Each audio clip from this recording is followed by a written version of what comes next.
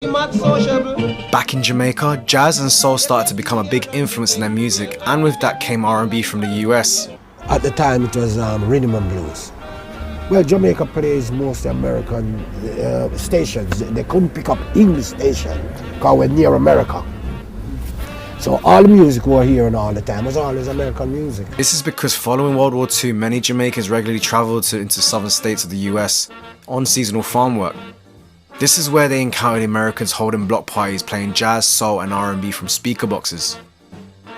Jamaicans living in the ghettos of Kingston would have financially found it difficult to obtain new music or see any live gigs at the time. Due to the demand and the lack of live music, three gentlemen took the initiative to supply and play recorded music to parties and dance halls in downtown Kingston. Count Goody, Count Nicholas and Tom Wong. Tom Wong was a hardware store owner. He would take the music and the equipment to play music at block parties every Friday and Saturday. The crowd loved him, giving him his name. And calling Tom, why you great man, and clapping him. So my friend just called him and said, you are a great man. I went to call the great Sebastian, and that name falls on him from that night. This would become the start of a whole new subculture within the music world, beginning in Jamaica, thus bringing the community together. One day, Tom's car needed a tyre change, and luckily a guy called Shine Shoes Vinny was there to help. With his assistance, Tom gave this gentleman the opportunity to become the selector, the specialist in choosing what tracks to play. His name was Vincent Forbes, also known as Duke Vin, as he would operate the first sound system in the UK. Coxsone went to American farm work and he came back and he started the sound business. Duke Reid used to be in selling booze. That's how he started. When I used to listen to Coxsone and Duke Reid, they used to have two dance halls in Kingston, Foresters Hall and Kingsland, facing each other. Coxsone would be on one side, Duke Reid would be on side, and a million people out in the street, fighting for getting, and it's all rhythm and blues. Coxsone used to go over there and buys the record, and then he brings them back. He scratch out all the labels, so you would know who sings it. You couldn't buy it. There was no up-and-coming local artist. There was no Jamaican music at the time. Few little calypso thing, but all the record was North America. Jamaican origins of outdoor sound systems. AM radio at many stations were limited by the broadcast day, as special licenses were required to transmit at night. Those that had such licenses were heard far out to sea and in the Caribbean, where Jocko Henderson and Jockey Jack were American DJs that were listened to at night from broadcast transmitters that were located in Miami, Florida.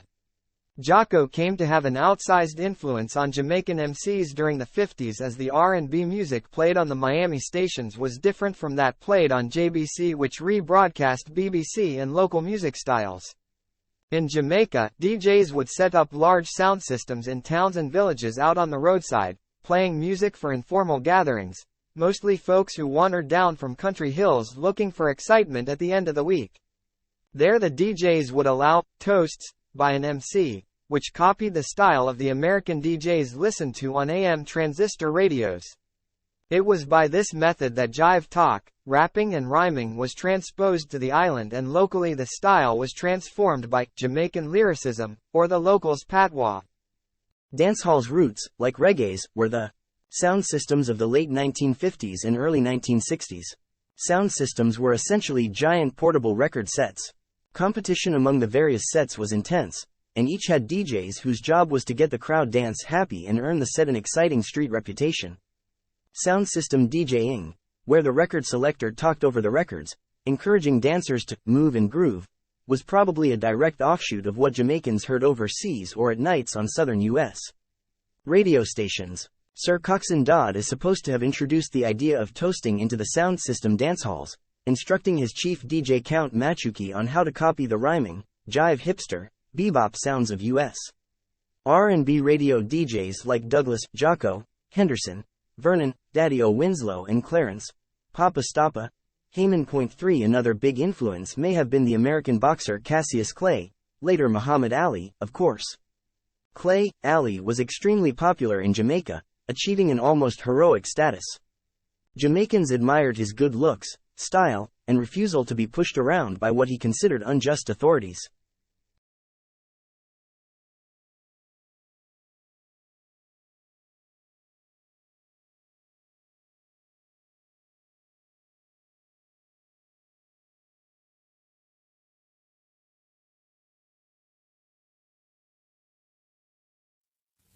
There was Tom, the great Sebastian. He had a sound system, which I used to go by on weekend and listen. He was playing rhythm and blues too. He was playing a lot of Wyoming Harris and stuff like that. Well, I first met Mr. Dodd through a DJ that he had by the name of Count Machuki, who was the first disc jockey in Jamaica at the time. Was he speaking on the No, the speaking wasn't really in the swing. I came back and changed that with a lot of toasting, you know. Did you get that idea from America? America, right. And then I got together with Count Machuki and, you know, would just toast to him like I've heard it on the radio station. No, well, Coxsone wasn't the first sound system, but Coxsone sound system was the first sound system to create disc jockeys that would use the microphone in between records. All the other DJs before our time, they would only just put on the records or either dance with a girl or drink a beer, but it wasn't anything exciting. Count Machuki and myself, we are the two persons that started this mic business. The way they rap, you felt involved because it sounded like they're rapping especially to you, you know. And this is the stuff we came back to Jamaica with, that our sound took off because my sound was the only sound that doing stuff like that.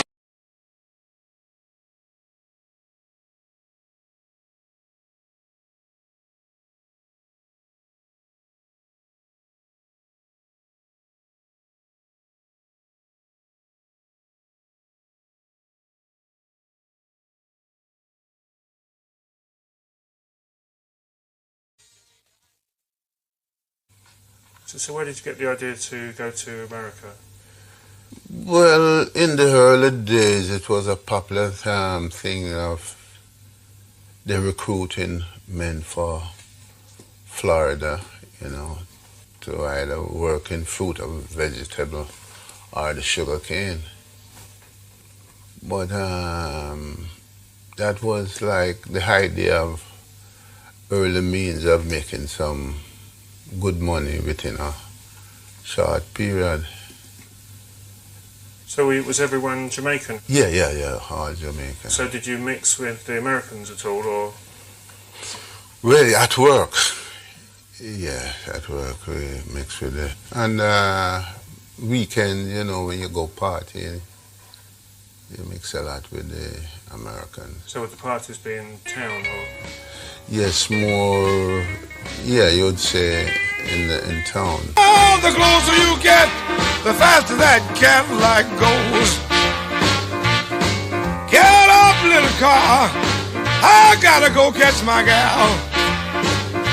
Well, she's riding in the Cadillac, riding with my best pal.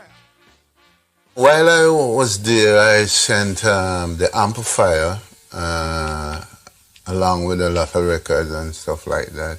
So you knew that was what you were going to do? Yes, and I sent diagram of how like the box to be built. Then my old lady got involved, gave out the boxes, and she just started. As a matter of fact, she was the very first female DJ in Jamaica. I get hired